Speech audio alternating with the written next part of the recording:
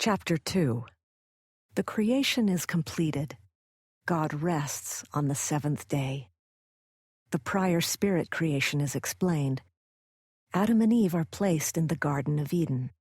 They are forbidden to eat of the tree of knowledge of good and evil. Adam names every living creature. Adam and Eve are married by the Lord. Thus the heavens and the earth were finished, and all the host of them. And on the seventh day God ended his work which he had made, and he rested on the seventh day from all his work which he had made. And God blessed the seventh day and sanctified it, because that in it he had rested from all his work which God created and made. These are the generations of the heavens and of the earth when they were created, in the day that the Lord God made the earth and the heavens. And every plant of the field before it was in the earth, and every herb of the field before it grew.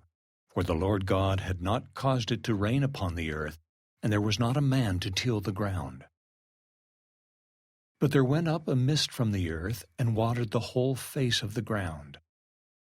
And the Lord God formed man of the dust of the ground, and breathed into his nostrils the breath of life, and man became a living soul. And the Lord God planted a garden eastward in Eden, and there he put the man whom he had formed. And out of the ground made the Lord God to grow every tree that is pleasant to the sight and good for food, the tree of life also in the midst of the garden, and the tree of knowledge of good and evil. And a river went out of Eden to water the garden, and from thence it was parted and became into 4 heads.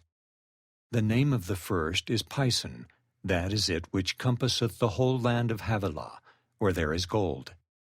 And the gold of that land is good, there is bdellium and the onyx stone. And the name of the second river is Gihon, the same is it that compasseth the whole land of Ethiopia. And the name of the third river is Hiddekel, that is it which goeth toward the east of Assyria. And the fourth river is Euphrates. And the Lord God took the man, and put him into the Garden of Eden to dress it, and to keep it. And the Lord God commanded the man, saying, Of every tree of the garden thou mayest freely eat, but of the tree of the knowledge of good and evil thou shalt not eat of it, for in the day that thou eatest thereof thou shalt surely die. And the Lord God said, It is not good that the man should be alone. I will make him an helpmeet for him. And out of the ground the Lord God formed every beast of the field and every fowl of the air, and brought them unto Adam to see what he would call them. And whatsoever Adam called every living creature, that was the name thereof.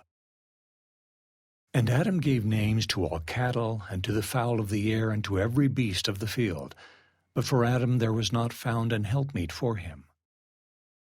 And the Lord God caused a deep sleep to fall upon Adam, and he slept. And he took one of his ribs, and closed up the flesh instead thereof.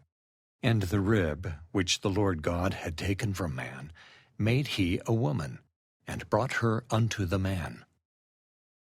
And Adam said, This is now bone of my bones, and flesh of my flesh. She shall be called woman, because she was taken out of man. Therefore shall a man leave his father and his mother, and shall cleave unto his wife, and they shall be one flesh. And they were both naked, the man and his wife, and were not ashamed.